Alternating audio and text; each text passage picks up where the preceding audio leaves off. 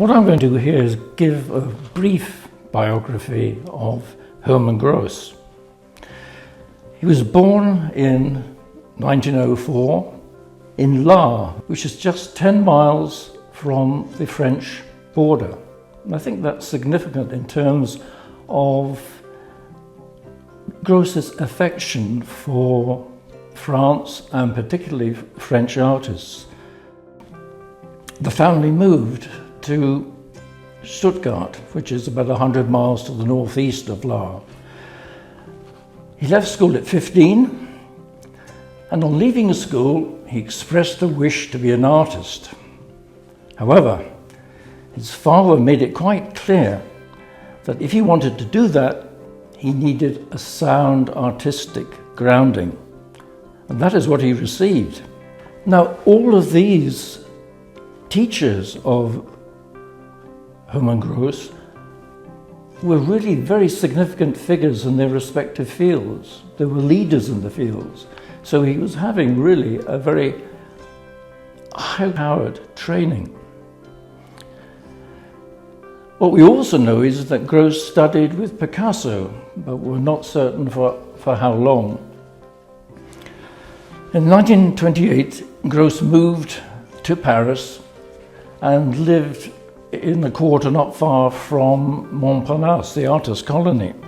And then in 1941, he was conscripted into the Luftwaffe, initially as an air gunner and then as a war artist.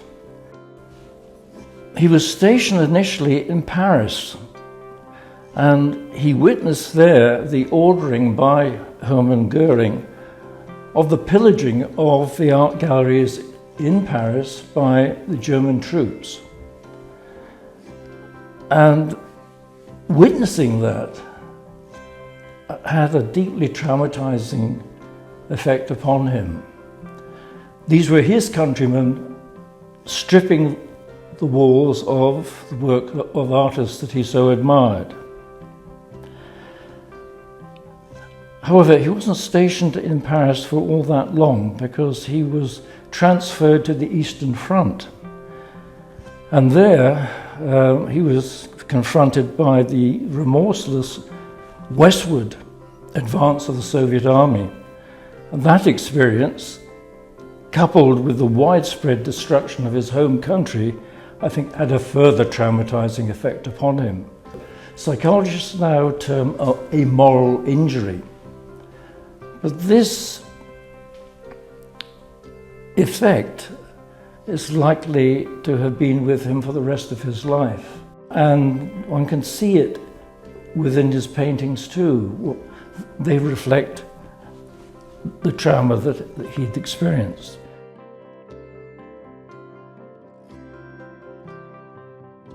In America, Gross had two major exhibitions of his work. It was largely, I think, as a result of the support that she was being given by his wife, who happened to know the gallery owner. And it was the Macbeth Gallery, a well-known gallery in New York at the time. Gross's work received positive critical acclaim. The art critics of the New York Times and the New York Herald Tribune. And they saw his work clearly exemplifying German expressionist art. However, the religious content of his work was not particularly appealing to purchasers, not exactly encouraging to put his work up on the wall. And as a consequence, this wasn't a commercial success. So in 1956, he came home. However, in 1963, he decided to leave Germany and move to Scotland.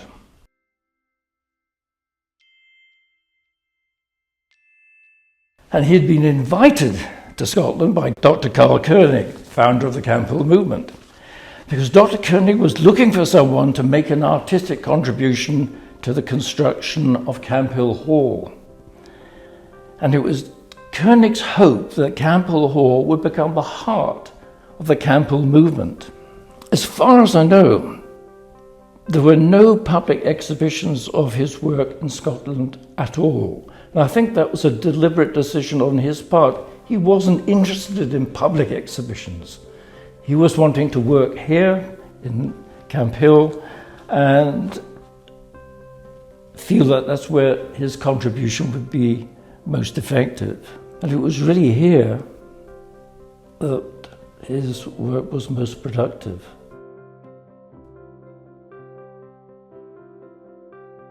I was invited to join a small group of about 6 people who were anxious to see if it was possible for Gross's work to be more widely known. Once I went across to his studio on the Camp Hill site, I was absolutely amazed by what I found. There's no doubt in my mind that here was someone really quite exceptional. But at the same time, I recognized here was someone whose work should be more widely viewed. But my feeling is even now that his work merits much wider acknowledgement of his talents.